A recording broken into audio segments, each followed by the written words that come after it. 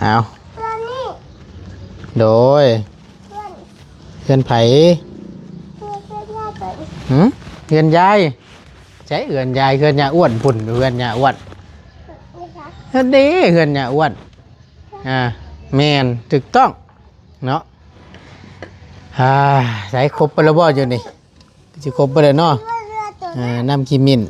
น้ำหอมเนาะน้ำหอมชื่นพร้อมกับขันหาเนาะแล้วก็น้ำขีมิ้นน้ำหอมนี่แหละทั้งประตูนมาเมื่อนี้เนาะก็หลายมื้อแล้วพี่น้องแต่วันที่13 14เนาะก็มื้อนี้เป็นอีกมื้อนึงวันที่15มื้อนี้ทั้งประตูนก็ได้เข้ามาเนาะรดน้ำลำพัวจังตู้แม่ก้อนเนาะสงกรานต์แล้วพี่น้องก็ขอพรน้ำผู้เฒ่าผู้โอเพิ่นนี่แหละพระในบ้านนี่แหละเนาะเอากลับมาฮอดจอดถึงเป็นทีเรียบร้อยเมื่อนี้ก็ได้กราบสบายดีและสวัสดีเด้อพี่น้องสบายดีเบิดสุขุสู่คนบ่ว่าสิอยู่ในและก็ต่างประเทศก็ยินดีต้อนรับเข้าสู่ช่องประธานป้องชาแนลคือเก่าเนาะพี่น้องพอดีทั้งประตูนมากับน้องตีหนึ่งทั้งสาวรัชจะมีแม่เพิ่นนำเนาะ3 คนพ่อลูกมื้อนี้ก็มาขอพรน้ำยายก่อนพี่น้องมาขอพรน้ำยาอ้วนก่อนเนาะอยู่พอดี ใช้นั่งกักแต่เห็นนะมาสบายดีป้าลุงก่อนลูกละสบายดีป้าลุงเดี๋ยวสบายฮะอันใดก็โหสบายดีป้าลุงอยู่แม่นี่ป้าลุงเบิ่งอยู่โอ้ยสบายดีก้อนหน่อยนึงเดี๋ยวจังค่อยกินเอาสบายดีก้อนลูกละวางลงก่อนวางลงก่อนนั่งค่ะนั่งจับเจือโอเคนุบมืองามเนี่ยนุบมือแหละแนมกล้องพอสบายดีปะลุงนุบมือสบายบักหล่ามายังมื้อนี่มาหายาอ้วนมารดน้ำยาอ้วนบ่ไปรดน้ำยาอ้วนเด้อบ่อยากคือฮะบ่อยากคือบ่อยากบ่อยากยังนะบ่อยากเคยเดี๋ยวพอสิไปเฮ็ดเด้อหดน้ำคือเจ้าหดชาวคือเจ้าหดคุณครูอยู่โรงเรียนนั่นเด้พ่อบ่เห็นบ่เห็นพ่อก็เห็นคือกันงานกล่องคลิปแม่บ่นะงานคลิปแม่บ่แม่ในคลิปไม่แห้งนั่นแหละพ่อเห็นอยู่บ่ไม่ได้เจ้าก็ไปหดหญ้าอ้วนเด้อโอเคแล้วอ่ะหดน้ำพอเนาะพาเพิ่นไปพี่น้องไปวัด2-3 วัดแหละมื้อนี้ก็ขาดบ่ได้แล้วเนาะทุกปีก็บ่ตูนก็มานี่แหละรดน้ำลำหัวพุทธพระอยู่ในบ้านว่าซั่นซะเนาะก็คือยังเดือแต่แม่เนาะผู้พ่อในกา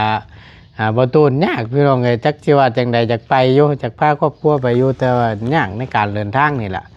ลำบากแท้ๆไปใส่มาใส่ก็เพราะว่ามันรถจักรพี่น้องมันไกลแต่คือพี่น้องเห็นนั่นแหละถนนหนทางเขาก็ลำบากช่วงหน้าแล้งอย่างซี่นั่นแห้งบ่เว้าพี่น้องกี่ปุ่นนิ้วบ่ต้องเว้าถึงเลยเนาะเอาโอกาสหน้าพาใหม่มีอยู่ดีมีแห้งแต่ทั้งประตูนสิพาครอบครัวลงไปเยี่ยมยามทำข้าวก่อนเนาะก็โทรหาอยู่พี่น้องไอ้ทั้งประตูนกับบางเทื่อทั้งประตูนกับบ่ได้อัดคลิปโทรมาอยู่โทรไปดินน้ำอยู่เนาะสื่อสารกันอยู่ทั้งผู้พ่อกันได้เอาจังใดก็ฮักแพงคือเก่าแหละพี่น้องเนาะถึงแม้ว่าบ่ได้ลงไปก็โทรเอามีโอกาสมีเวลาพุ่นแหละเดี๋ยวทั้งประตูนสิลงไปคือจังซี่แล้วพี่น้องไอ้เล่นใช่เล่นครัวทั้งประตูนก็ได้ลงแน่บ่ลงแน่ก็กราบขอโทษขออภัยหลายๆเด้อพี่น้องเด้อคลิปเนาะลงมือ1 งาน 1 2 งานจังซี่ได้พี่น้องก็คือเห็นนั่นแหละบ่ตูนกับอยู่ในช่วงเทศกาลว่าซั่นจ้ะอยู่ในครอบในครัวพาลูกพาเมียไปทำบุญทำทานนี่แหละคือจังซี่แหละเนาะปวด เสียงเพลงพี่น้องไอ้ตึมอยู่บ่ว่าสิได้อยู่บ่เด้หรือว่าจังใดเนาะเอาเบิ่งน้ำกันคลิปนี้ก็ได้บ่ฮู้ว่าสิลงได้อยู่บ่หรือจังใด บ บ่ตูนย่านมันติดลิขสิทธิ์นั่นแหละพี่น้องลงไปย่านผิดกฎของเพิ่นบางคลิปบางงานพี่น้องเอ้ยเฮาถ่ายไปแล้วตัดลงอัพลงกลัวสิไล่ม่วนหนึงพี่น้องเอ้ยบางเทื่อผิดกฎของ YouTube ผิดกฎชุมชนของเพิ่นบางเทื่อก็ปล่อยทิ่มไปซื้อก็มีหั่นน่ะพี่น้องเนาะเทื่อปล่อยทิ่มไปซื้อก็มีเสียไปซื้อหั่นน่ะ กลัวสิไล่นะมันลดยากเดี๋ยวนี้นะป้ากดเพิ่นเข้มงวดแห้งก็ดีนิดๆหน่อยๆเล็กน้อยบ่ใช่เสื้อไอ้เสื้อก็ยังนํออกสิได้พี่น้องบางเทื่อลงไปแล้วนี่นํออกเลยก็มีจังซี่นะโดดยากแห้งพี่น้องเอ้ยเนาะไปเดี๋ยวทั้งประตูนสิไปขอพรก่อนเนาะหนึ่งเอ้ยไปลูกหลาบปะมาโอ้ยแดดแท้ๆมื้อนี้ก็เป็นอีกมื้อหนึงพี่น้องฮ้อนเอาแท้ๆใส่อยู่ใส่โอ้เสียงเพลงต่ำอยู่ปู้เพลงนี่ก็ได้เนาะกินยังบาดนี่กินน้ำเอ้ยใครอยู่ดอกกินน้ำนมกินน้ำนมเซลอยู่ผู้ชาติเพิ่นเบิ่งแนวพวกน่ะตายโลดบาดนี่เพลงพี่น้องเลยเนาะต่ำอยู่โอ้ยเป็นไงอยู่ดีมีแห้งสบายดีย่าอ้วนก่อนโอ้ยเนาะนี่ว่าอะไรจักสิว่าจังใดพี่น้องเลยเนาะฮอนเสียงเพลงพี่น้องเลยสิเป็นจังใดเนี่ยเด้ได้อยู่บ่เดบาทนี่เนาะเพลงว่าหวบอยู่ผลิตบุญพ้นน้ำสงกรานต์ครับเนาะสงกรานต์เขาเมื่อยน้ำเด้เบิ้งหามุมก่อนบาทนี่นี่แหละอยู่นี่แหละนั่งอยู่นี่แหละเอาโจ๊กกันจังหน่อยนึงเนาะเปลี่ยนก่อนพี่น้องเลยเนาะพี่นี่เสียงเพลงลังแต่โอ้โหเพลงแย่อยู่ด้วยเงียดอยู่บ่ได้บ่ต้นยันนั่นเนาะเพลงแย่ก็ได้แหละอยู่เอามาบาทนี่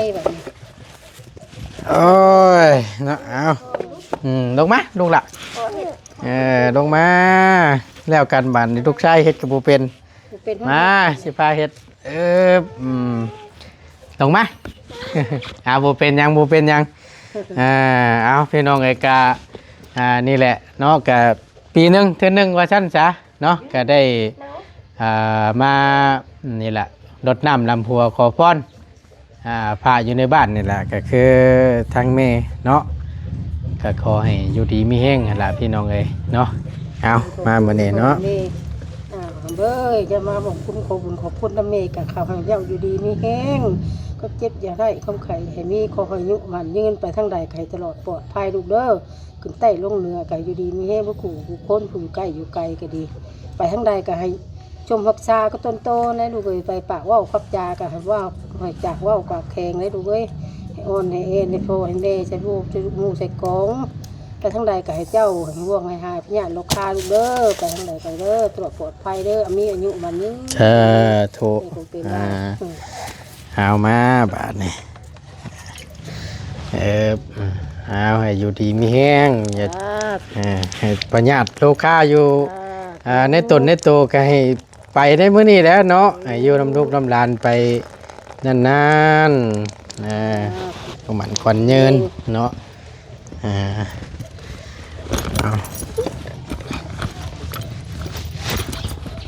ดูดีมีแหงมาดูล่ะมารถนะมารถน้ำยาวันน่ะนะแล้วว่าผมมาเล่นกันเรื่อยหรือบ่ลื่นเนาะพอแล้วอันนี้โอ้ยตายแล้วอันนี้เอาเดี๋ยวให้ทางลูกไก่เพิ่นก่อนมาลูกหล่ามาไปเอิ้นเพิ่นมานำมาไปเป็นยังเนาะมันนี่เนาะแค่แต่เก่าบ่ได้ยังเอาในนี่แล้วนี่คืององแท้เขาบ่ได้ตู้เฒ่าได้แล้วไปเด้อบ่ล่ะก็ยังบ่ได้ไปเบิ่งอยู่ได้เนาะยังบ่ได้เห็นยังบ่ได้ไปเบิ่งอยู่นี่ฮู้เพิ่นนั่นแหละมาแม่ลูกหล่ะมาฮดน้ำยายอ้วน มา ลงมาสบายดีแหละสบายดีปะลุงกัน สบายดี เอาพาน้องตีหนึ่งฮดเบิ่งดูค่ะ น้องว่าปะ พาอย่าเฮ็ดบักงงเฮ็ดพาน้องตีหนึ่งเฮ็ดเบิ่งดูค่ะน้องตีหนึ่งเฮ็ดเป็นบ่ฮะพาน้องตีหนึ่งเฮ็ดเบิ่งดู ไปลูกไป อันนี้ก็เล่นพี่น้องเนาะลูกของหลานว่าซั่นซะบ่ได้มาเพิ่นก็ได้แม่โทรมาอยู่บ่ บอกแม่นะ ฮะแม่โทรมาอยู่บ่ บอกแม่โตมาอยู่เดี๋ยวได้ บ่ได้มา2 ปีซ้อนแล้วปะจ๊ะ 2 ปีแล้ว อยู่ไทยพุ่นเพิ่นก็ได้ นั่งลงมาน้ำน้องเห็นไหม นั่งนี่ซื่อนั่งซื่ออันนี้เอ้ยพรก็มานั่นเด้เอ้ยพรก็มาลงมาลูกล่ะลงมานั่งเคียงข้างกันไปเฮ็ดเป็นเนาะ ลงมา ไปเฮ็ดเป็นบ่ เกือบเข้ามา เห็นบ่เฮ็ดคือประตูเฮ็ดกันนี่เข้ามา เข้ามา เอาเอ้ยพรเฮ็ดพาไปเฮ็ดเด้อ ฉันจะเฮ็ดอะไรเฮ็ดบังลูกแก้วขาวลูกหาว่าใด เฮ็ดจังได เจ้าก็นั่งเฉยๆนะเอ็ดพอเห็นแล้ว นมมือ น้องมือขึ้น นั่นแหละกราบยาย จับ เอาน้ำมาฮดตีนยายบัดนี่ ให้พอ จักควมแต่ฮดให้อยู่ดีมีแฮงเด้อบอกตัวนะปีใหม่แล้วนี่ เบิ่งว่านั่งชื่อเจ้านะมึงเน่น่ะตีนยายมึงเน่แล้วเย็นบ่ล่ะจ่อยน้ำเข้าเลย เบิ่งจะเพิ่นบ่เฮ็ดเลยแล้วกันบาดนี้อ้าวอยู่ดีมีแฮงให้ยายอยู่ดีพี่แห้งเด้อสุขภาพร่างกายแข็งแรงเอ้ย โอ้ยเนาะ อันนั้นอยู่ชื่อให้เบิ่งแม่ เนี่ยบ่ดึกนั่นแหละเพิ่นเว้าอยู่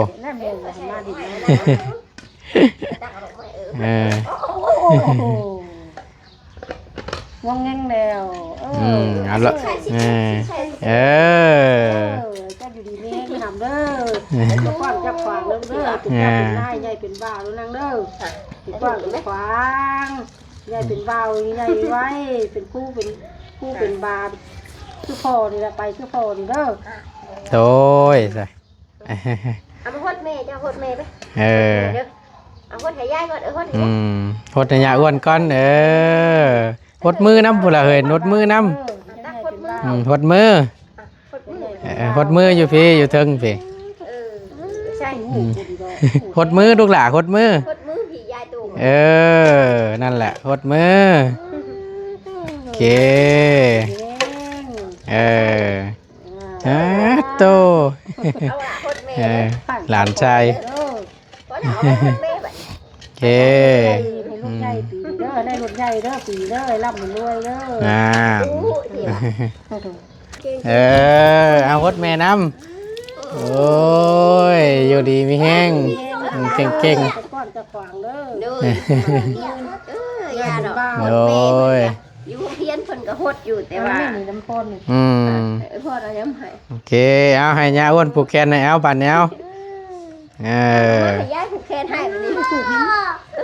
ผูกเมย์ก็ได้หลานยาวสีได้สีได้มาเอาลูกกันนะเอาสีได้ พ่อยาวสีได้เนาะ ลงมาพ่อยาวสีได้เนาะมาเลือกลงมาพากันลงมาบัดนี้เอ้ยพรลงมาลูกล่ะลงมาพี่เลือกก่อนเห็นไหม มาไว้เราสีได้งามแท้เลือกก่อนลงมาเลือก เฮ้ย เลือกได้สีคู่งามเนาะ ยกมือขึ้นแบบนี้ ยกมือเอาดิให้ยายแบบนี้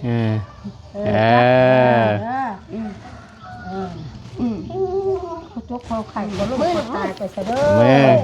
ไข่ที่นาวไข่ที่ห้องก็ให้ไปเช้านี่วันนี้ปีใหม่มาฮอดแล้วปีเก้าผ่านไปลูกเด้อจะหมั่นจะยืนจะกว้างจะขวางลูกเด้อให้เห็นคู่มันเพี้ยนซื้อให้มันเก่งให้เป็นคู่เป็นบาให้เฮียนขึ้นเป็นเจ้าเป็นนายลูกเด้อคนหูผู้ดีแล้วลูกเด้อจะหมั่นจะยืนจะกว้างจะขวางเลยเด้อสาธุฉันนุมือกับบันเอามือลูกไม่ขาดไง อ้าวให้ก็ดีกับเขาเจ้าก็กันมาเด้อทั้งเด้อเจ้ามาอยู่เรือนอยู่ซ่านนะพ่อนะแม่เด้อจะกว้างก็ขวา จะได้โชว์อันเด้อ เจ้าอายุมันยืนใหญ่เพ่งลุงสูงเพ่งป้าลูกเด้อให้เจ้าเป็นเบาขึ้นใหญ่ไว้ให้มัน ใหญ่มากค่าเงินเก่งๆเด้อ เงินเก่งที่รถใหญ่เด้อปีนี้เด้อ จะได้เงินในรถใหญ่เด้อเอา ไปกลับ สา แล้ว ธุเอออืม เลย เออ เอาให้แม่ อืม แม่มึงโชว์อันนี้สีงามจังอันนี้เป็นตู้ผูกให้นี่ก็ย้ายแบบอันลูกมือเดี๋ยวได้เดี๋ยวเอาไม้เดี๋ยวย้ายให้ไม้อันนั้นของอีพ่อ สาธุเออ ย้ายแต่ทุก เอาเนาะอันอยู่ ย้ายเลย เออ เดี๋ยวให้ย้ายอยู่ดีไม่แห้ง เอ เลย ออวยพรนี่แหละเนาะเออ ผมมี บูเป็นหยังดอกบูเป็นหยังอยู่ใช้อันนั้นน่ะอันฮูบอยู่ใช้เกาะ หูในเฮือน เออไปจะเข้าไปเบิ่งไป รถมีตู้เท่าไป เข้าไปเบิ่งไปเออไปเถือเอาขันไปเบิ่งมึงดูฮะ เขาเบิ่งตู้เท่าทั่วไป ไปเบิ่งลูก อืม เคยเห็นได้ย้ายอยู่ เนาะไปอยู่ในพุ่นคูบมันแม่กับพ่อของแม่บ่ตูนเนาะแม่ตู้ทวดแม่เฒ่าทวดพุ่นละแต่บ่ตูนยังน้อยๆพี่น้องเอ้ยเนาะ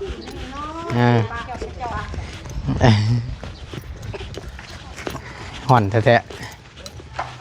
ๆใครช่างดี อ้าวบ่อยู่เฉยๆได้น่ะ โอ้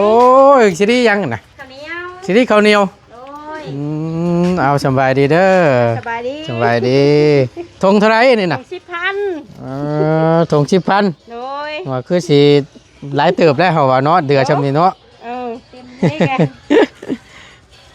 อยู่ เนาะเอาสิซอยไว้สัก3-4ถุงไป เอ้ย ผู้ เล่นสงกรานต์ก็ เนาะต้องหาเงินเป็นดีได้เรานี่ สงช้าน่ะ50นึง เอาหาถุงเอา ที่ทงเล่นมันทอนไหม บ่ห่านสิบ่แนวนี้ดอกเพิ่นเอานะ ขอมุกขอบใจได้ห โด ลาย ย กันอ้ายบ่ ยังบ่ทันได้ไปอยู่คือจังว่านะมาหา ไปได้ไปกินกระปุกผ้ามาให้ขายเป็นสิ บ่นั่นน่ะยังเป็นห่วงอยู่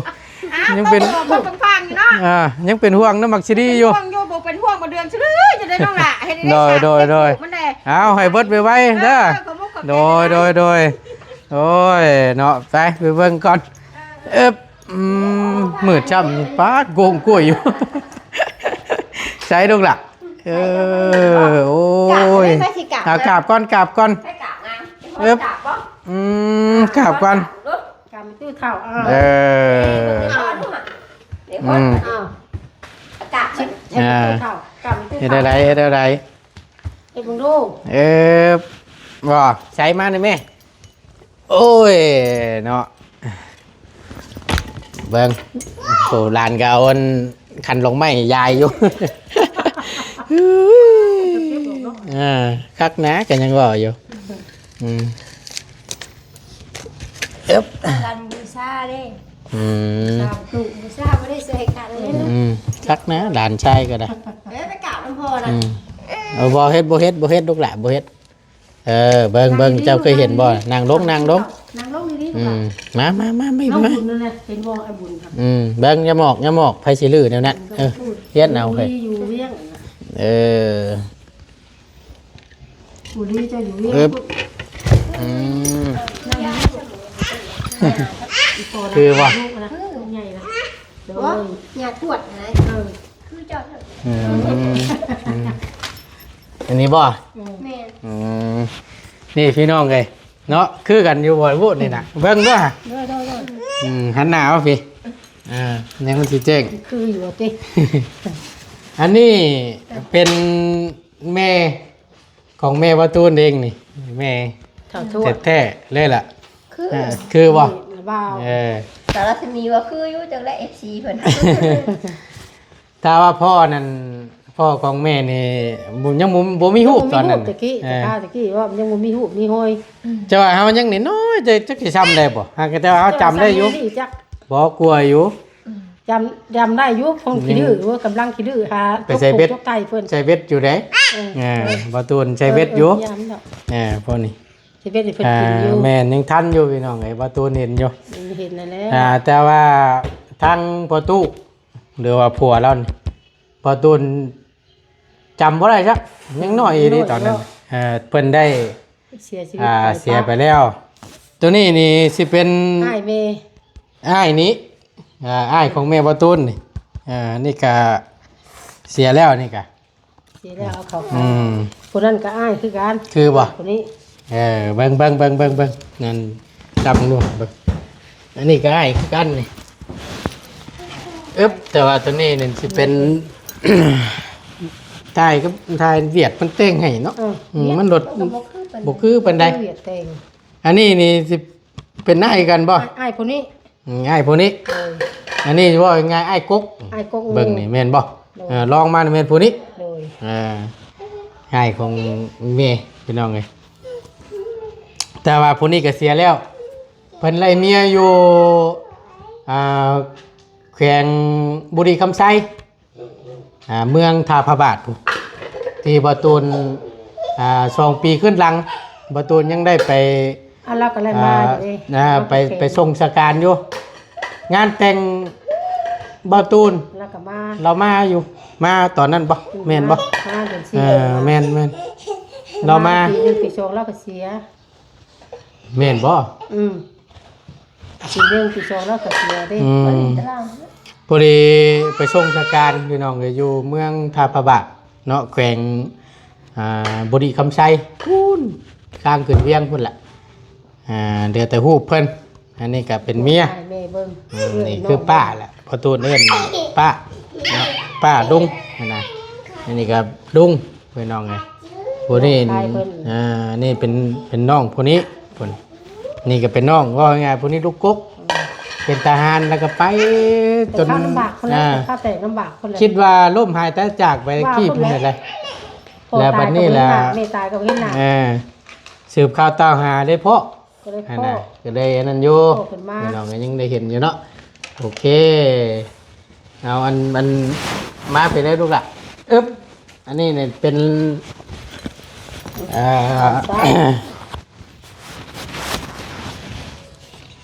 นั่นนะมะอันนั้นนะลูกละเอาเงินเดี๋ยวมันสิขาด บาทเด้อ มาแม่ อันนี้เอาเก็บไว้ก่อนอันนี้เป็นร้านนี่นะ หลานเสียนั่นแหละ เนี่ยเจ๋งอยู่วะที่ว่าเฮ็ดบุญไปน้ำมึงหนึ่งนี่พี่น้องก็นี่แหละ ขอไปได้ลูกนิ้วครบนะ ทุกเว้ยทางนี้ก็ได้เนาะแล้วมีแต่ว่าหอยไว้หักษาไว้นั่นแหล้ว คุณแล้วเอาขึ้นอยู่เทิงคุณแล้วก่อนแม่อยู่ อันนี้ลงมารดน้ำ ลงอาบน้ำ เนาะ เพิ่นล้างถ้วยเพิ่น โดย อึ๊บ Ừ. ดีไหมเอาเพิ่นออกมาอาบน้ เออ ำดีๆแห้งลูกหลานดีๆแห้ง มา ถ้า นี่ ตอน แหละ นี้ คือ อยู่ บอ มาก ยุ่งครบเลยลูกโอ้ยแม่มัน แม่เป็นอันนี้นั่นคือว่าแล้วแต่เพื่อนหลังเก่านี่ หลั นะ งนี่แหละหลังนี้ได้ หลังเก่าแต่ก้มหุงนี่ว่าตูนจำได้อยู่ อยู่ตรงสระ เป็นชวนอยู่มุมทั้งนั้น เป็น นะ เพื่อนได้ว่าส่วนอันนี้นั่น จำได้อยู่ ของเรา เนาะโอเคเอาลงมาลูกหลานลงมาใช้อันนั้นน่ะไปบัดนี้ไปฮ้อนเด้ไปอยู่ดีมีแห้งเบิ่งคนน้ำให้ก่อนเอาให้อยู่ดีมีแห้งให้ชุ่มให้เย็นเด้อเนาะมีแห้งก็ไม่เด้อลาทางนี้นะครับคนได้คนนี้แต่โอ้โห ล่มเลยน่ะโอ้ยลูกชายก็ได้ ไปไป